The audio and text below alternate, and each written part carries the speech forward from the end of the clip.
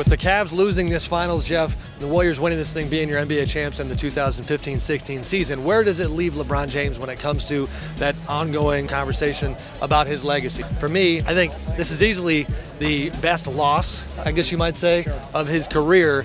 Anybody who watches this game closely knows that this Cavs team had no business being here if not for that guy named LeBron James. He carried them until the end, just simply reached a point where they couldn't go any further. In the big picture, when we look at this, whether it's 10, 15, 30 years down the road, we're going to see a guy who has won multiple championships, led his team to the finals multiple times, and in this particular year, almost having no business leading this team without Kyrie Irving, without Kevin Love, even to 6 games against Golden State. When he has Kevin Love and Kyrie Irving, that also opens up the floor for him. He had no floor space in this series. Every time he went to the rim, there was guys colliding, coming at him, and it made it very difficult for him to have that efficiency that he loves. But when we're talking about it, Sam, this is a guy who's won 4 MVPs, 2 Finals MVPs, and it hurts for him to lose, but I think the fact that, again, he has the 2 really takes some of the pressure off him. There is going to be some growing pressure on LeBron James to bring a championship to Cleveland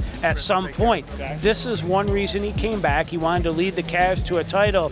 And as we saw in Miami after that first year when they lost to Dallas, that next year there's pressure to get it done. And so that pressure is going to continue to grow until he eventually gets one, or maybe does not get one. Well, I think, you know, he set the tone. Go back to last summer. He was lowering expectations from the jump, saying this is going to take quite some time. Even with the Kevin Love trade, you add another all-star to the mix. I still would have been impressed if they merely got to the finals with that group healthy. The idea of them pushing this Warriors team to 167 games without those 2 guys, I do think is remarkable. I'll be curious to see from Cavs fans and this city, you know, what kind of mood they're in tomorrow. Are they devastated and it's just, you know, same old gloom and doom when it comes to the city of Cleveland and their sports history, or do they realize that a year ago this group was not in the mix and they're back to that elite level, and I think it's probably only going to get better from here? Well, Sam, we saw at the end of the game when they took LeBron James out, he received recognition from the crowd.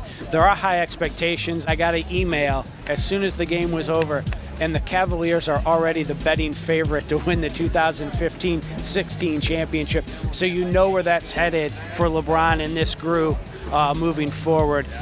They're expecting him to get one sooner or later. I'm sure the Warriors appreciate that. That's all for this season. Warriors, your NBA champs. LeBron 2-4, still a great player and all-timer.